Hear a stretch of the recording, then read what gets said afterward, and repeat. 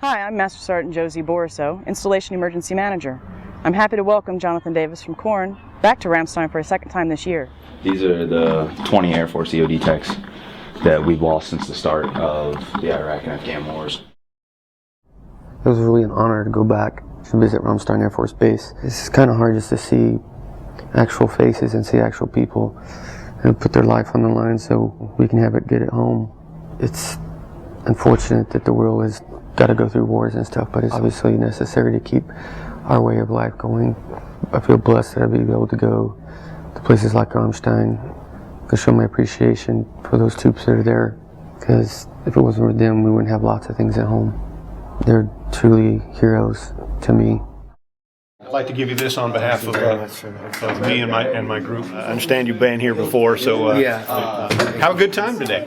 I've received several challenge coins, medals from military officials over the years. I had my own challenge coins made so I could go when I visit the wounded and present them with our own Korn one and J1 as a token of my appreciation to them. It was really cool riding in the H1, that big Hummer. Thing's a huge beast. I have an old 67 Jeep M715, which was the predecessor to the Hummer, and I love riding that beast. Those things are built not for comfort, just for functionality. They get the job done. You can feel how heavy and armored and fortified those things are. First thing that we did when we got here was take Jonathan out to the flight line to go out with explosive ordnance disposal troops to do a countermeasures training on a C-130J Hercules aircraft. That's the workhorse of the armed forces. It was just really crazy for me to be able to walk on one of those and sit behind the controls, start up all the panels, check out all the lights. Like the little display right here, green display. That way when they're flying around they can see visually what's in front of them and also see their flight indications, what altitude they're at, airspeeds they're flying at. Take a real look around.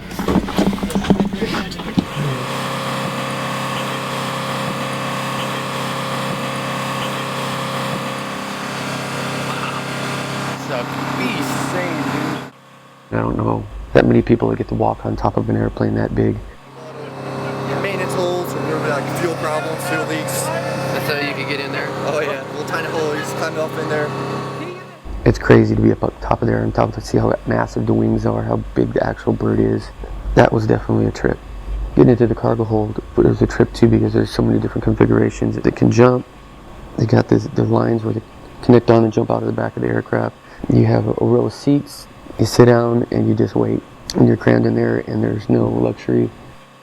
That's the moment that I realized what the am I doing? Reality's a bitch. You're watching the news and you see everything that's going on. It doesn't really hit you until you really get there and you see the actual faces and you see the actual equipment and you see actually what's going on. I really do think that people should just go and visit these guys, see what goes on, get a little bit more appreciation for what they have. When I was in the airplane, they brought out an old Barrett semi-auto 50 cal. It's a big gun and it's effective out to about 1.5 miles range on those guns. So it was fun to actually be behind one of those, setting it up off the back of the Hercules and targeting targets out about 1.5 miles away, knowing that I could probably hit it. That was really, really cool. Last time Jonathan was here, we decided to give him an opportunity to maneuver the explosive ordnance disposal robots and to learn a little bit more about how we render safe an improvised explosive device. Today we decided to take him out and show him what's called a gas shot and to blow up a car. My name's Sergeant Brad Segersma. I'm going to be the team leader for this little shindig we're doing. This is what we refer to as a gas shot or a Hollywood shot. It's all about the fireball. Most explosives don't leave much of a fireball, so we're doing this one on purpose. Okay. What we're going to do is we're just going to put gasoline in this bag. We placed detonating cord, which is really nothing more than a hollow tube filled with explosive. Okay, we're going to initiate that with a blasting cap. So this is all going to detonate. It's going to force that gasoline to come up and get into basically a big cloud of vapor and small droplets. Once it does that, right back here, this is going to detonate some plastic explosive, some C4, and that's going to produce a small fireball enough to initiate the whole gas cloud. So hopefully we'll get a nice big fireball out of this. Fireball! When the thing went off, you could feel the heat We were 300 feet away, and I felt the heat from that, so it was pretty impressive. It was a beautiful rainbow. It's kind of crazy seeing something so beautiful in the midst of all that destruction. It just makes me think about how weird life is. There's so many beautiful moments along with the bad. Didn't do much just because we didn't have a lot of explosives, so it was just mostly the energy from the gasoline. Actually, there have been very little collateral damage if anybody been nearby. This is what we refer to as a Tupperware charge. We're going to go ahead and fill this up with water. This right here is what we call sheet explosive, or data sheet. It's just basically a base explosive, we call it PETN, and they mix it with a plasticizer. Gives it kind of a rubbery feel, allows us to mold it into different shapes. So when we detonate this, it's going to actually let the water work for us. We're going to put it in the trunk, and it's basically going to destroy this trunk. Wow, yeah, cool. So it'll be a pretty nice shot. The water is your destructive force, basically. Yeah. The explosive is just the pushing force behind it to give it all the energy to annihilate everything.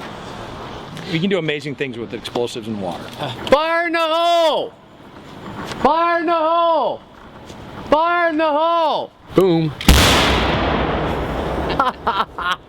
That was a good one, dude. Fucking flew up 50 feet in the air or some shit. It was amazing to see the destruction that could happen with just a Tupperware bowl full of water and a little bit of explosives. It totally blew half the car away. It was insane. The trunk flew up about 100 feet up in the air and we watched it just fly down. I got there and just blown. I couldn't believe the destruction. I just want to see your camera, dog. The only thing left attached to that car is the windshield wiper that had your GoPro tied to it. I was for sure set on that GoPro that we duct taped to the windshield wiper that thing was going to be dust. I couldn't believe that thing, through that huge ass explosion, was the only thing left intact. Those cameras rule. Going to be able to blow stuff up and do that kind of stuff, you know, it's fun. I like doing that, but I don't want to sensationalize it or make a joke of it. That's reality, and that's what these people go through all the time. It's fun to blow stuff up, but when it's for reals and you go to the hospital and see what blowing things up does to people, it kind of takes the fun away from me. Since his last visit back in March to the Landstuhl Regional Medical Center and the Wounded Warriors Center, he has been supporting the USO and the Wounded Warriors Project back in the States and visiting other hospitals and other locations and really putting the word out there about the USO and the Wounded Warriors Project. He was very eager to come back when he came back here to Europe to go and visit the Wounded Warriors here at Landstuhl Regional Medical Center. We have a lot that just came in today. I don't like to see people suffering or seeing people with their legs blown off. It's really hard. I'm a very sensitive person, and growing up around it, it's hard for me, but it's something that I got to deal with, and it tears me up inside, but just seeing the smiles on their faces makes it all worth it to me. I'm just in town playing a show tonight, I think like an hour away from here. Really? Yeah, it's my second time. I got here yesterday. Yesterday? Yeah. But Take this one in the surgery arm? happened on the 5th. Oh. Here and I hear my leg. Catch one leg? Yeah. Oh. It's IDF. Indirect 5%. Well, I'm glad you're still here, brother. Thank you. I'm glad to still be here. Yeah, man. Thank you so much for doing what you do. I appreciate it. It was very nice to meet you, brother. You too, man. Take care. Good luck with your concert. Thank you, man. And some of them, they don't smile. They're so shell-shocked and pent up from all the combat, they don't know how to smile. They're just in survival mode. Because those poor guys are going to have to go through therapy and all kinds of stuff to be reintegrated back into the normal world once all this is over. My grandfather went through it for years. It's cool to see the support. I'll support you too. I come from a long line of my family been in the military, so it's the least I can do. For me and the band, thank you very much. We are a 13-bed unit. We deal with patients directly, either locals, civilians, contractors, and then also soldiers coming back from Iraq and Afghanistan. You won't believe the shit I've seen. This is stupid. Like, I'm glad to be American, man. Everything's backwards over there. I know. Up over there. After seeing all this stuff, and when I'm in the States, I do a speech every night reminding all the kids in the audience what we could have taken away from us at any moment.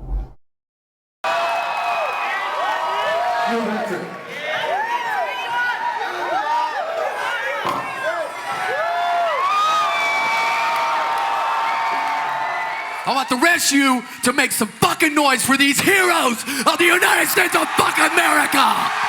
Make some noise! From Korn to you people, I can't express how much gratitude and thankful shit we got towards you people. You guys have survived. You guys have put everything on the line so we can live free and our kids can live free, motherfuckers. If it wasn't for our troops, people, we would have never had got the life. How you doing? I'm good, man. How are you? I'm so good. I'm so glad to see you. It's good to see you. Hanging in there, man? I'm trying my best. I'm from Buffalo, New York. Oh, I love Buffalo. Where are you from? I'm from Bakersfield, California. Oh, Bakersfield. Right. I haven't been out to California too much. It's like another world. The IED blew out my eardrum, so I can't hear a thing. But I can read your lips and put it together. Oh, okay. Connect I'll talk the louder. dots. I'm here talking to good people like you. I don't have it so bad. No, not at all, man. Right? I've seen way worse. Yeah, you've seen worse. I saw worse, too. Yeah. My good friend was killed in this IED attack. And then, yeah. It wasn't fair. He Not was at all. trying to help the Afghan people. Yeah. He was. That's what I was trying to do. All the soldiers around me. We were going to a security meeting. Mm-hmm. What an irony. Yeah, and then... Yeah, the bomb goes off. We're all dedicated to try to help Afghans improve their own security. And then they do something like that.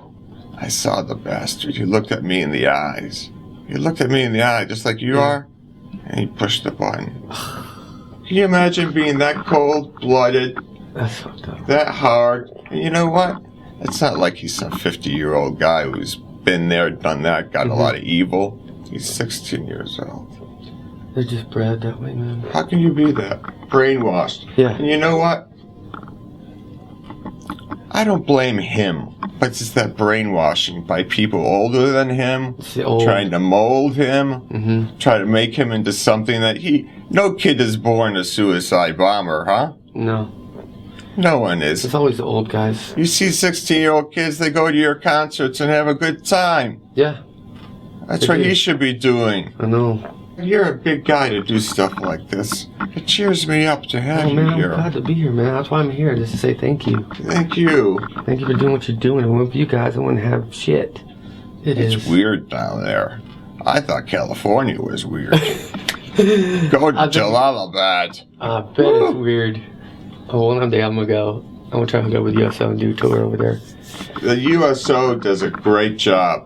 Yeah, they're amazing. Is that how you're here? Yeah, I do USO and the Winter Warrior stuff. USO does a lot for troops. Got to. You take it for granted. But you shouldn't, because it means a lot to your own morale. Like you being here today, you're all the way from the U.S. Yeah, man. You got other things to do. No, this is more important, bro. Count your millions of dollars. Shit. I have a bunch of stuff that I've been given from all the troops from all over the world when I go and do this stuff. So I have a huge coin collection. Families have given me their sons' BDUs have been killed in action, so I got an area for that. And I come back from a military family. So both grandfathers. My grandfather was stationed in Germany on the front line. He got a Purple Heart. He got hit by the mortar. My other grandfather was POW for 3 years, and he survived the Bataan Death March. Good grief. Yeah, so I grew up around. You know what it's all about. I know what it's all about, bro. Good. So I know what y'all go through. I watched my grandfather go through it, all the VA system, everything. So people, I mean, they have a physically you can recover. It's the mental stuff.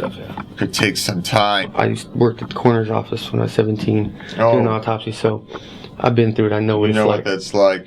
I know my hand. It's probably cold. It's all good, man. Oh, your hands are warm. Yeah. That feels good. That's good. Yeah. I got my blood fucking pumping in here. Absolutely. That's good to see you, man. I appreciate that. You visiting all the wounded guys? Yeah, coming through, just going through the wards and saying thank you and saying hi. Oh, it makes a big difference. Well, I'm glad I can help you. Thank you so much. You're welcome, man. This is a payoff here, right here, man. I don't care about the other shit. Hey, you know what? I'm gonna remember this for the rest of my life. Oh, I'm glad I could help you, man. When you're down in the dumps and a guy like you shows up, it means a lot. I'm glad I could help, brother. That means a lot. The last patient I saw really touched me. He's just going out there to try and help the Afghani people. I'm gonna admit it, I went out of that room and cried for a while because that guy was just so happy to see me, and it just strikes me as like I'm just some bum fuck singer in a band from Bakersfield, and what this guy's doing is in such a larger, grander scale than anything I've ever done. And the fact that he didn't hold a grudge for that kid, that shows what good American's all about. I'm never going to forget that guy. It made me want to even get involved more. When I came out, half the people were there in the entourage, and all the nurses and everybody was crying. It was a very emotional moment.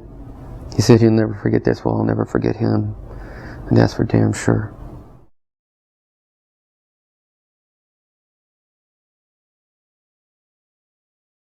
I just got to conclude with just thanking everybody that made it possible. Josie, the base, all the people that, and hoops have to jump through all the paperwork I got to fill out, all that stuff. It's all worth it just to go there and say hi and show support for these people. I don't care if you're pro-war, anti-war, or whatever. These guys are just doing what they're told. I don't care about the politics of it. I'm just caring about, that they're doing their job and doing what they're told. If it's right or wrong, who the fuck am I to say it is? I'm just there to tell them thank you for doing what they're doing, and that I love them and appreciate them, and thank you for doing what you do for my family and for my band and for all our fans in the United States and all over the world. Just having that right to be able to listen to music and go on the internet and be, have access to information, be able to put photos up of them having fun in their life. Simple shit, man. It has nothing to do with politics. It's about just living free, or what we call free. I won't ever stop doing this. I gotta do this. I feel it in my heart. I feel this is something that I need to do. So again, to all the military and non-military and veterans and the people just helping, all I can say is thank you. And there's nothing I can do to repay the loss. If you've lost somebody or severely wounded or any of that, there's not really much honestly do but just say thank you, and I hope that's enough.